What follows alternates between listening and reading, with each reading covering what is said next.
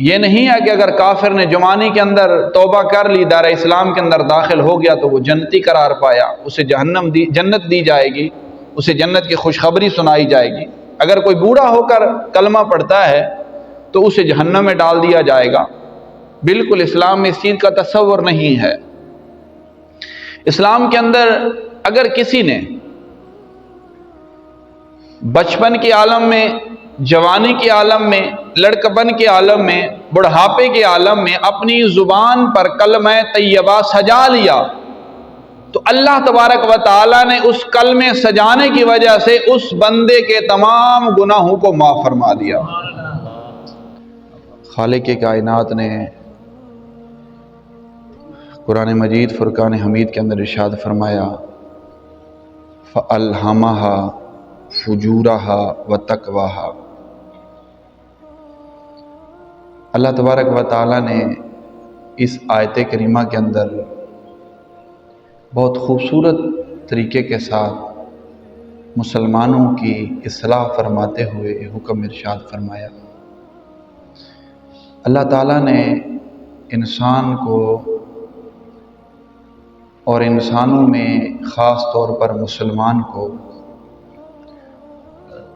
بے شمار نعمتوں سے نوازا، جن نعمتوں میں اگر ہم شمار کرنا چاہیں، اللہ تعالیٰ نے انسان کو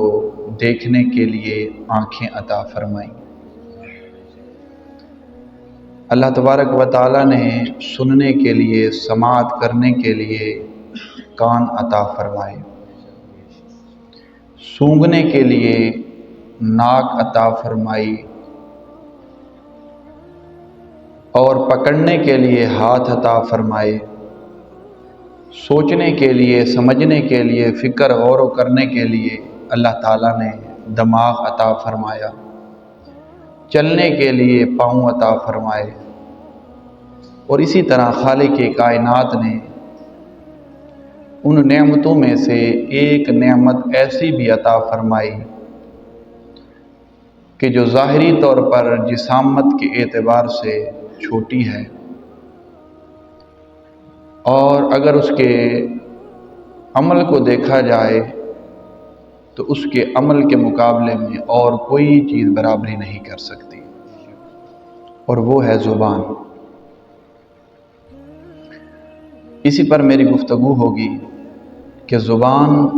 کس چیز کا نام ہے، زبان سے انسان کیا کچھ کرتا ہے، اللہ تعالیٰ زبان سے کیا چیز عطا فرماتا ہے۔ عربی کا مقولہ ہے کہ اللسان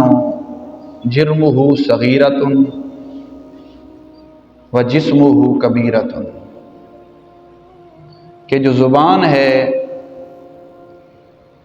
یہ جسامت کے اعتبار سے چھوٹی ہے، اور عملہ کبیر، اور عمل کے اعتبار سے بہت بڑی ہے۔ جسامت کے اعتبار سے بالکل چھوٹی ہے، کچھ گرام اس کا وزن ہوگا، اور اگر اس کے عمل کرنے پر آئیں تو اس کا عمل ایسا عمل ہے کہ اس کے ساتھ ہی انسان جنت کماتا ہے، اسی کے ساتھ انسان اپنی آخرت کو سنوارتا ہے، اور اسی زبان کے ساتھ انسان جہنم کے اندر اپنا گھر بناتا ہے۔ پیارے نبی علیہ السلام کی بارگاہ میں سوال کیا گیا کہ یا رسول اللہ صلی اللہ علیہ وسلم، یہ بتائیے کیا اس زبان کی وجہ سے بھی لوگ جہنم میں جائیں گے؟ اللہ کے نبی علیہ السلام نے ارشاد فرمایا سوال کرنے والوں کہ بے شک سب سے زیادہ جو لوگ جہنم میں جائیں گے وہ اسی زبان کی وجہ سے جائیں گے۔ یہ زبان ایک ایسی چیز ہے، اب دیکھیں کوئی بندہ کافر ہے، اس کی عمر کا خاص تعین نہیں کیا گیا کہ اس کی عمر کیا ہے،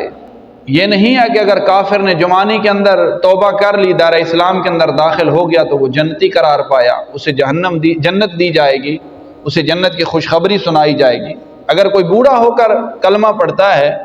تو اسے جہنم میں ڈال دیا جائے گا۔ بالکل اسلام میں اس چیز کا تصور نہیں ہے۔